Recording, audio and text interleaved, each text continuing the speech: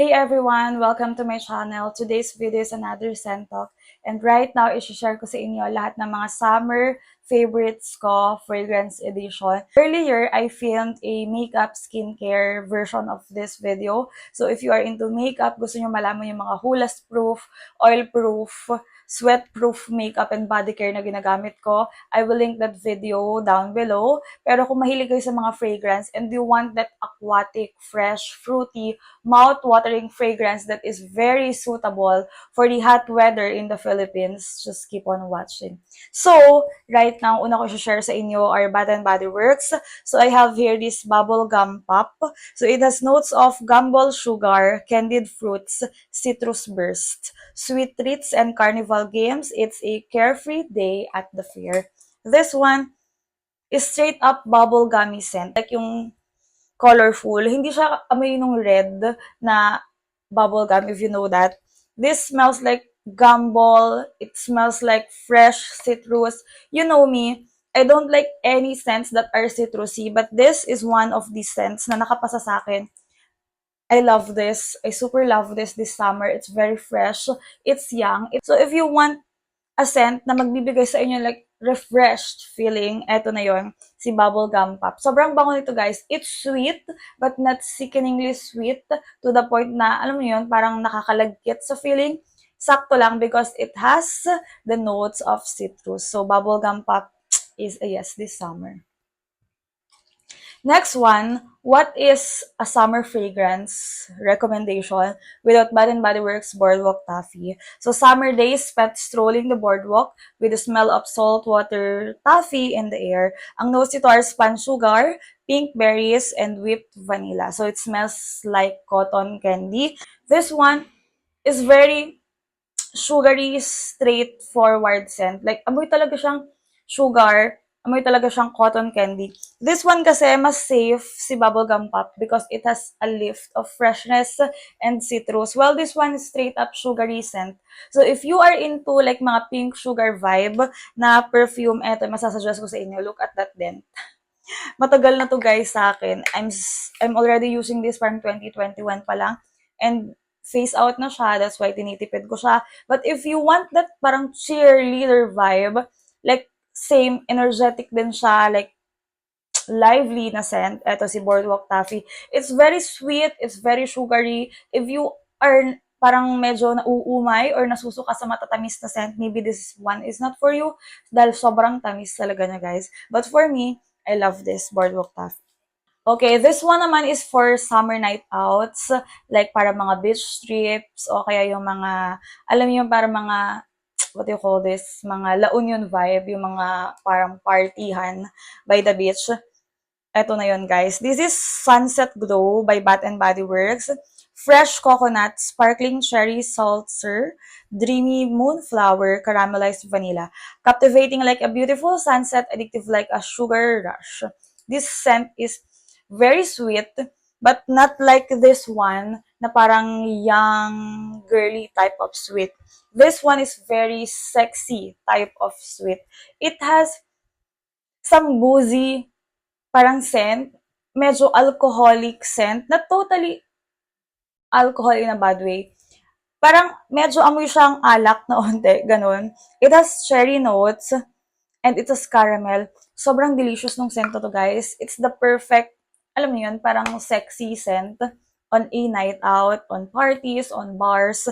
So, ito yung masasuggest ko sa inyo, si Sunset Glow. But still, perfect siya for summer. Like, sabi ko nga sa inyo, yung mga gabi by the beach, yung mga events nyo doon, yung mga parties nyo, or if you want to go parang bar hopping, eto, si Sunset Glow. LU vibe talaga siya, guys. Sobrang ganda ng amoy nito. It's sweet, it has cherry, it's caramelly, but not to the point na amoy siyang bata. It's the type of gourmand that's sexy, that's addictive. So, eto, si Sunset Glow. Okay, moving forward to Victoria's Secret, I have this Velvet Petals Radiant. It has bright watermelon, kiwi burst, velvet petals gets glowing. From the name itself, it's a very fruity forward scent. Very linear yung scent na to, malinis na fruity, not maasim type of fruity. It has watermelon and kiwi, sobrang bango niya guys. It's a perfect freshen up scent. Like, kung kaliligo mo lang, di ba, sobrang init, you just want parang a splash of fresh, fruity scent. This is the perfect scent for you. The watermelon is just right. It's very juicy. It's very watery type of watermelon. The kiwi is just there. Hindi siya like maasim or weird fruit. Hindi. Parang it gives parang this scent depth. Actually, wala ko nakukuha na trace ng original Velvet Petals. It's just a plain, fresh, fruity scent. So, kung gusto mo yung something, alam mo yun, naka-wear ka ng girly, like, comfy dress ka lang. Eto si Velvet Petals, yung masasuggest ko sa inyo. Very bright and happy scent. Okay, another summer scent from Victoria's Secret is this Crush. Ito yung from the premium line nila, yung mayroong lace sa likod. Ayan. So, it has pink peppercorn, treasure peony, and ashok flower. So, this one is a fresh, fruity, a little bit peppery, or spicy scent. Ayan. Mabango yung scent na to, guys. It's very girly. Enticing siya. Alam niyo yung parang ang sarap kausap ng mga naga na tao. Yung parang very active, energetic na tao. Ganun yung naamoy ko dito, guys. Sobrang ganda ni Crush on summer. But sa ibang times, like kapag maulan or medyo magpapasko, di ko siya ginagamit. Kaya kung makikita nyo, hindi siya ganun karaming bawas. But on summer, sobrang sarap niya i-apply kasi it gives, parang nakaka-boost siya ng energy, ganun. Tapos parang ang sarap mo ka-vibe. Ayan. It has fresh floral scent. Yung dry daw niya is medyo may slight powdery, pero more on peppery. Ganun yung amoy niya. Mabango to, guys, and alam niyo yun, parang nakaka-hook din siya amoyin. So this Victoria's Secret Crush is a yes. Ito first time nyo lang ito makikita, guys. Pero kapag nakahanap kayo nito, either sa Shopee or kung may kilala kayo ng mga seller ng personal collection or kung taga-infanta kayo, punta kayo sa amin, guys. Ayan. So, eto, personal collection, herbs and beauty. Kinuha ko lang to sa kay mama. So, this is Joyful Bliss. Sobrang bango nito, guys. Nagulat ako, sabi kasi ni mama, mabango daw yung yellow. Eh, nababanguhan ako yung parang may green or blue, something. May ganun na ako, regalo ng student ko. But then sabi na mo, mabango yung yellow. Guys, nung kinuha ko, sobrang bango niya, guys. It smells like sweet melon. Ganun yung amoy niya. It smells like a melon juice. It's very fresh. Fresh fruity yung scent na to. Pero sabi sa description, it is also floral. Pero wala akong aamoy na floral sa kanya. It's a straight up melon scent. If you want something fresh, very, alam yun, also yung color, very sunny, kung meron kayong mga gala ng mga kaibigan mo, ayan, very everyday friendly. Herbs and Beauty, Joyful Bliss. Sobrang ganda nito. Also, guys, mura lang siya, but it projects and it lingers. Matagal yung performance niya, guys. Para siya mga normal, alam niyo yun, Victoria's Secret. Kasi baka may isip natin na, alam niyo, parang halos di siya nagpo-project or mabango siya on the bottle sa body. Hindi. Maganda yung Joyful Bliss, guys. You need to try this. Ililink ko sa baba pag may mahanap akong Shopee store. Pero yun, straight up melon, watermelon, watery, fresh scent siya. Okay, moving on sa perfume, I have 4 perfumes here. So this is Perfume Desserts Cotton Candy Unicorn. Okay, so ayan yung kanyang itsura. Ganyan na yung dent na nagagawa ko sa kanya. A sweet, soft sugar candy ball. A candy-like soft scent for youthful and innocent. Ayan. Initially, it will smell like a sweet, parang cleaner, ganun. Amoy siyang parang mga room spray. Oo. Ganun yung maaamoy mo sa kanya. Not cotton candy na kagaya ni Boardwalk Taffy. It's straight up sugary eh. Ito naman, it's more of a parang candied sweet, ganon. And then initially talaga, medyo amoy siya pang linis. But sa inyong body, especially pag nag-dry down na siya, it will smell like a fruity cotton candy, ganon, like berry cotton candies, orangey cotton candy, ganon yung amoy niya. Mabango siya, guys, at saka yung perfume dessert na gourmand, yun yung nagtatagal sa akin. Kasi I have tried yung Hennessy collection, yung black plum and locust, yung may cherry something. Na-try ko na sila and hindi sila ganun masyado nagtatagal on my body. Pero yung mga gourmand, sobrang ganda ng projection nila on me. So this cotton candy, perfect siya this summer. Especially para sa mga students, like mga high school students. Basta yung mga bata pa, feeling ko magugustuhan nila to. Because this one is very bright, innocent, and sweet. Okay, I have two scent cakes right here. Let us talk about this one first. It is more of a parang grown-up woman type of summery scent. So this is Narciso Rodriguez for her. If you are not familiar yet, Scent Geeks ay parang perfume brand from the Philippines. They create parang mga inspired ng mga scent na famous, yung mga niche or mga designer brand. So this one is Narciso Rodriguez. So yung tinignan ko yung notes noon, more of parang floral, musky, powdery siya. And those are rose musk and sandalwood. This one initially will smell like a dry, clean floral scent. It's very rose forward, and on the dry down, it's slightly woody, like the scent of sandalwood, plus perfect scent of musk. You know me, I'm not into musk scent, but then yung musk dito sobrang ganda. Smells very powdery, it's musky, it's clean. It's a type of rose na hindi ako sinisipon.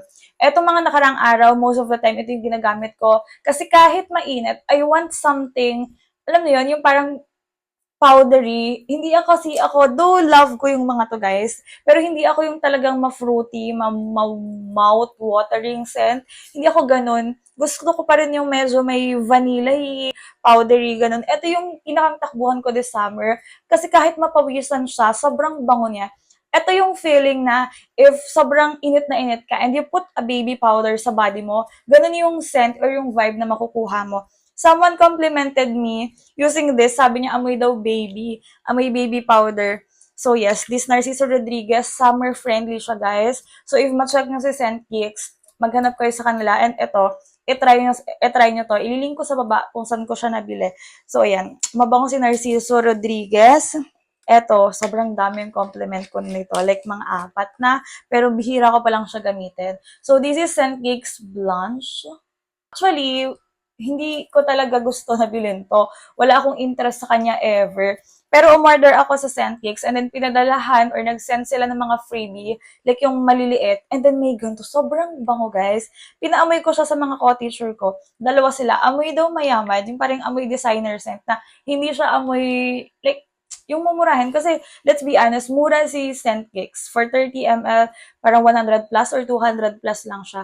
But this one, guys, sobrang bango niya, hindi mo malalaman. So ako, dahil kahit hindi ako ma-fresh scent, bumili talaga ako, guys. Kasi sobrang nagustuhan ko siya. It's an airy scent, very simple. Medyo malayo siya kay Narciso Rodriguez. While this one is very airy, it has parang freshness on the initial spray, something aquatic makukuha mo sa kanya. It also has parang rose, ganon. And the dry down is a little bit parang woody. Ang galing nga niya eh. Initially, it's very bright. It's very happy. Almost parang linen type of scent, like fresh laundry type of scent. But the dry down is a little bit powdery and woody. Like parang notes of clean sandalwood, like ganon yung makukuha mo ganun yung makukuha mo dito. Sobrang fresh to guys. If you want to smell like parang expensive woman na magwo-walk tapos naka all white outfit, eto na yun guys.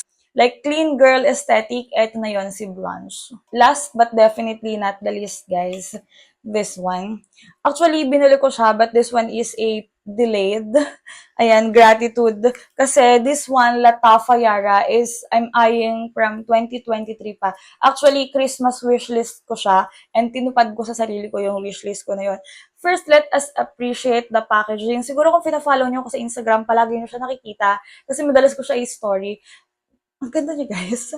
This is Latafa Yara. Sobrang bigat nga lang niya. May nabasa ako sa reviews, pwede daw maging weapon. Ito, kasi sobrang bigat niya. It's 100 ml, but kahit yung takip lang, sobrang bigat niya. So, pwede mo siyang gawing pananggas sa masasamang loob. Charis. But this Latafa Yara, ang notes nito are orchid, heliotrope, tangerine, gourmand accord, fruits, vanilla musk, and sandalwood. And true enough, lahat na nabanggit ko, maaamoy mo sa kanya. It smells like para siyang berry ice cream, ganun. Medyo slightly fresh. But then when it dries down, parang soft, floral na yung maaamoy mo sa kanya. Ang galing mong scent na to. Ito yung talaga makukuha mo yung base, yung top, at saka yung middle notes. Very, talaga nag-iiba-iba. Makikita mo or maaamoy mo yung variation. So, pag unang spray mo sa kanya, very fresh siya. Like, matamis. Ganun yung maamoy mo sa kanya. But pag nagda-dry down na siya, it's very soft, floral scent. Nakakaganda siya, guys. Kasi parang mafe-feel mo na very girly. Alam mo yun, parang ang gaan-gaan ng pakiramdam mo kapag gamit mo to. And then, na-compliment na rin ako dito. Parang late na kami, no? Nagmamadali kami papasok. May nakasabay akong co-teacher, tapos sabi niya, ang bango daw ng pabango ko. So, ayun. Yara, thank you so much. So, ayan. Sobrang nagustuhan ko to, guys. Wait kayo, mag-i-in-depth review pa ako nito kasama ng ibang Arabian perfume.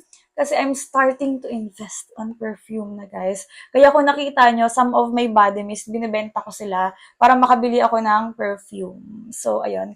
Latafa Yara is a 10/10 for this summer. Meron din siyang slight coconutty scent. So, parang may sunscreen scent sa onte. Perfect for summer. Hindi ko nga lang siya madala kasi sobrang bigat niya. So, usually, kapag papasok ako, ini-spray ko lang siya. Tapos, ayun, iba na yung pinang-retouch ko. Pero siguro bibili na lang ako ng parang atomizer para mai-refill ko siya. Kasi ang sobrang bigat niya, guys.